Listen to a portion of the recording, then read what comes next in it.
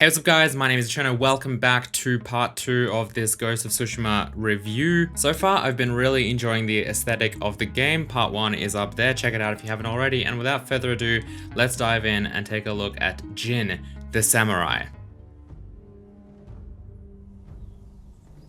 Hi, this is Nate Fox from Sucker Punch.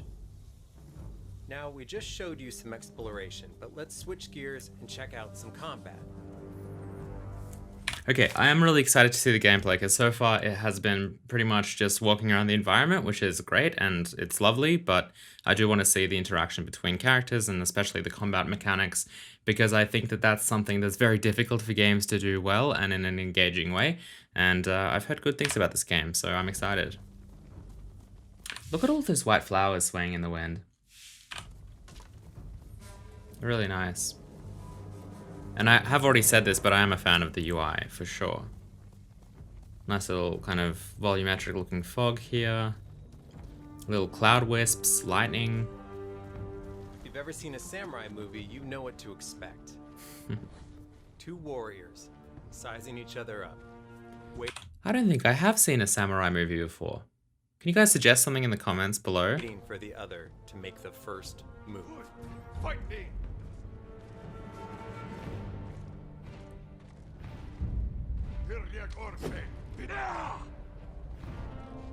Hold triangle. What does that do? Whoa.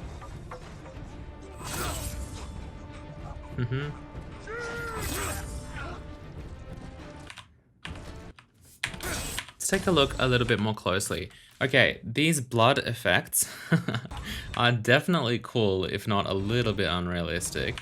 Look at that. That looks like some kind of fluid simulation, to be honest. It could be a baked fluid simulation and thus basically like an animation, but it doesn't really matter at this point because it looks great and obviously it interacts really well with the environment as well.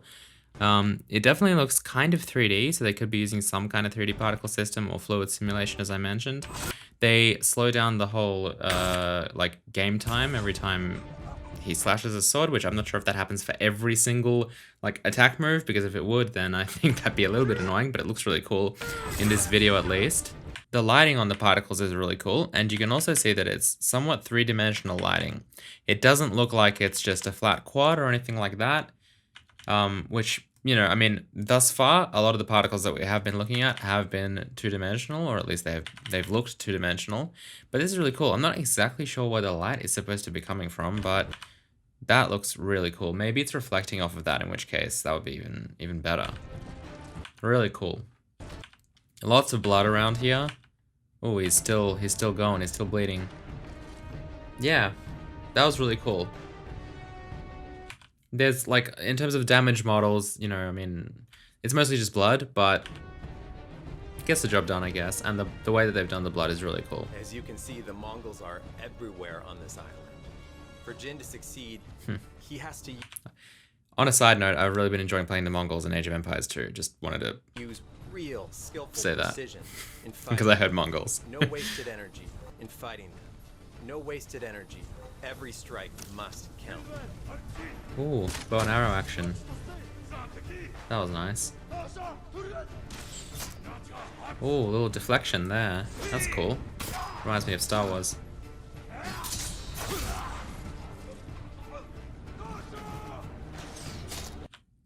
Parry enemies at the last possible moment to open them up. Pretty standard. I wonder if they've done any kind of like procedural animation. I don't know if procedural animation is even the right term for that, but essentially artificial intelligence style driven animation, meaning that like the animations of the characters respond to the actions that the players are actually doing dynamically. Ooh, a hand on the floor. Ooh, okay, so this is a little bit more of that damage model I was interested in.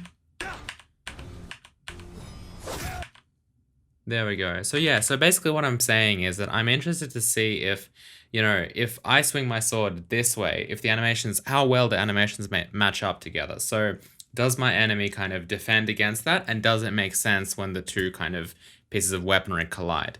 Because that's obviously a bit of like a next step, next gen style animation and like combat.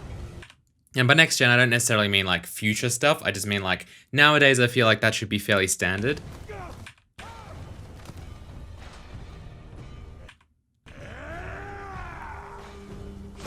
So when I'm looking at this, that's what I'm kind of looking at. I'm looking at how natural does this look? How much does this look like a movie, essentially? Yeah, see, that was really cool as well. It looked like when I hit him, me being the player, you can see that over here, actually. His sword actually hit the... It looks like my sword hit his sword, which is what I was talking about. So if we go back a bit, there's the sword being swung, and see, he's blocking. He's got his sword here. It doesn't even look like he's blocking. Maybe he's just holding it like that, you know? And then the swords actually collide. I don't know if there's any sparks from that or any kind of impact effect. That would be cool. Not necessarily physically accurate, but still cool. Look at that shockwave as well. Yeah, I quite like this so far. And see, that kind of, like, his sword actually moved back, like, along with the kind of, I guess, vector and, like, the actual kind of direction of the hit as well, which was really cool. Flashing that a little bit more. There's that arrow. Is he gonna deflect it? Yep. What did he do to him? This looks like a slash. I love this sword bouncing out, though. That's really cool. The katana. People are gonna hate me after this. The sword. So far, a few of these death animations do look almost identical to me, but I really like the way that the actual combat mechanics of this and the way that the animations between two completely separate characters line up together feels really natural. That's really difficult to do well. So in that sense, huge props to them.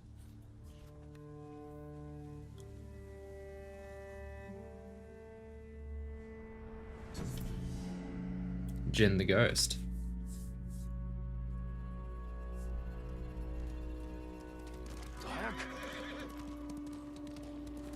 Look at that moonlight reflection. That's really nice as well. Over that wet environment. They've done a good job with the dirt at night. It looks pretty good as well. These, like, you know, these wet areas are always, like, pretty easy to do. Little trick that artists like to use to make scenes feel like the graphics are just a lot better is just to make the scene wet. Because as soon as you make the scene wet, whether it be like a road or a field or a building or like whatever material, if it's wet, it's reflective. If it's reflective, it looks cool. So that's okay. In a lot of cases, it's very difficult to make a dry scene, like a boring scene, kind of look real because it's harder, you know. But if you've got like water and reflections everywhere, then it just automatically looks good, and that's definitely the case here. It looks really nice because of that water. If it was like this the whole way, what you're seeing here right now, you'd probably be like, yeah, looks okay, you know. But the water's really important. But now let's see him take on the same group of Mongols as the dishonorable Ghost. As the Ghost, he'll use every dirty trick he can think up to even This is interesting. odds, even using fear as a weapon. Which reminds me a little bit of like Far Cry 3. Just the gameplay, I guess. When you have to like capture those, I don't know, it's been so long since I played it. Capture those like bases or whatever, the outposts. Yeah, this really reminds me of Far Cry 3. I loved that game. Yeah, that was really cool. Everything made contact super well. Good animations. Definitely good animations. Great animations. The whole screen shook when he got that hit. Yeah, really nice night environment though. Really nice. I love all the subtle particles and like embers and all of that stuff getting up there in the air. Oh wow, firecracker. Yep, this also reminds me of Far Cry 3.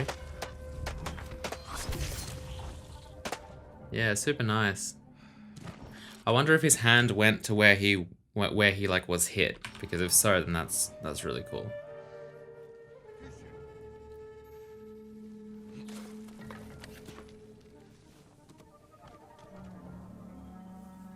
Assassinate Slaughter. Wonder what the difference is, if there is any. Did he not notice that? Whoa. Oh, hello. Hello. Hello, smoke bomb. Let's watch that smoke bomb again. Look at that. Wow, look at that shot. Look at that depth of field. We've got some in focus kind of sparks here in the foreground. Really, really beautiful out of focus elements here. That's a really beautiful shot, honestly. They did a really good job on this. This is really well balanced and exposed as well. Super nice. Takes a little bit of time to come back and focus as well, so they've got that. Yep, they're varying the amount of, I guess, blur, the amount of whatever you'd call that, I guess, the aperture maybe. I'm not sure if it's actually physically based and thus like an aperture which controls like essentially what the blur amount is, or if it's actually just like a blur value, because it could just be like a standard blur with like the blur size. It obviously could just be the focus shifting as well.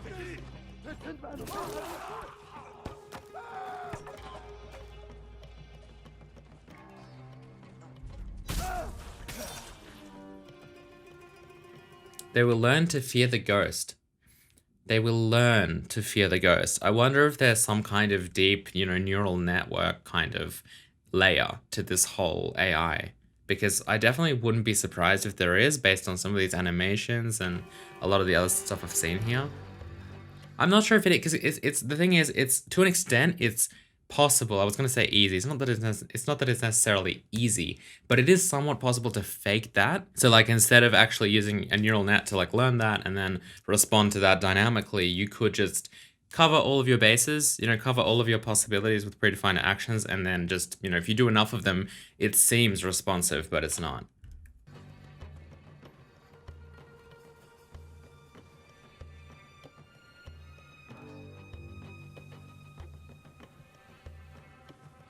See, this environment has a little bit less going on in it, and so immediately it looks a bit worse.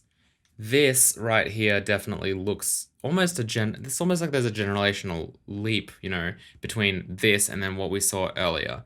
Because this to me looks like it could be from any game in the last 10 years, really, because there's not much going on. You know, this is completely hidden from any kind of direct light. I mean, yeah, there's shadows and there's a lot of, you know, potentially baked shadows going on in the background as well, but there's nothing interesting here. If you look at the scene that we had before, you know, like look at this, for example. Hopefully this is a good frame. You know, there's all these flames going on. There's a lot more foreground elements. There's trees in the background that look absolutely amazing. There's some fog, there's some smoke effects, there's lights, there's warmth, there's coolness. There's this great kind of juxtaposition between the cold and the warm elements in the scene, which create a really nice color balance. That doesn't really exist in these shots here. Come on, there we go, in these shots here. So yeah, it's definitely interesting how a scene can look completely different just without all of those little subtle things in it.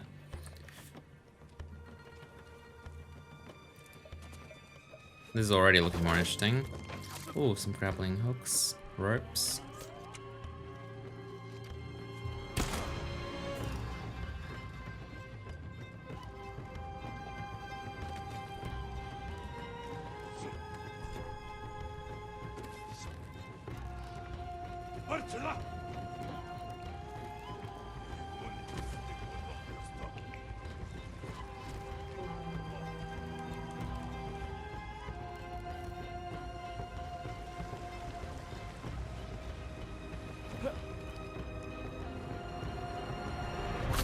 I did not even see him.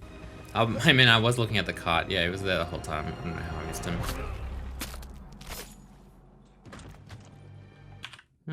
That shadow was interesting. Kind of just felt like it appeared there, didn't it?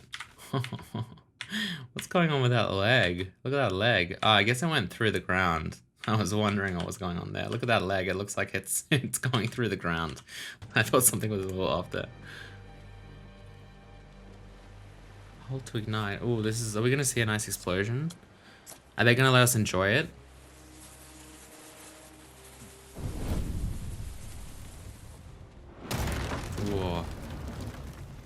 Okay. So far, I'm a little bit disappointed because I feel like they didn't let us enjoy it. Maybe you have to actually play the game to enjoy it. Cool. So lit everything up.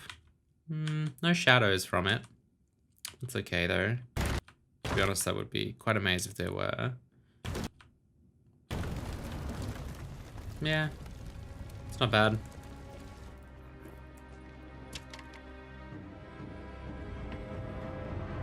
Wow. Okay. Lots of fire. Destroy shipyard. Yeah, this does remind me of Far Cry 3 a lot. That's cool though. That's a good thing.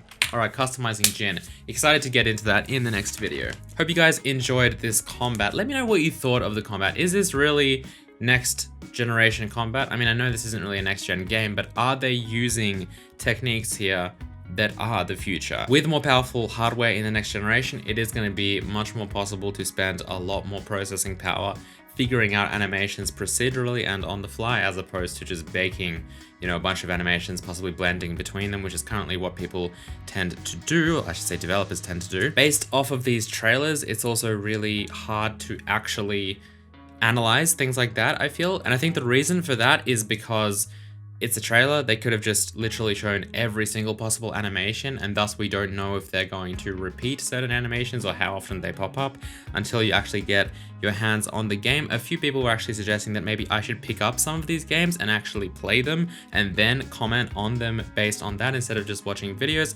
Possibly something I will consider in the future. Definitely leave a comment below if you feel like that would be something you would want to watch. But otherwise, getting into this customization stuff next time I think will be really cool. Hopefully I'm gonna get around to doing this next video this week for sure. I was gonna make like this part like 2 days after the last part, but then I just got bogged down with a whole bunch of work. But hopefully we'll wrap this up in the coming days. Thank you guys for watching. I'll see you all next time. Goodbye.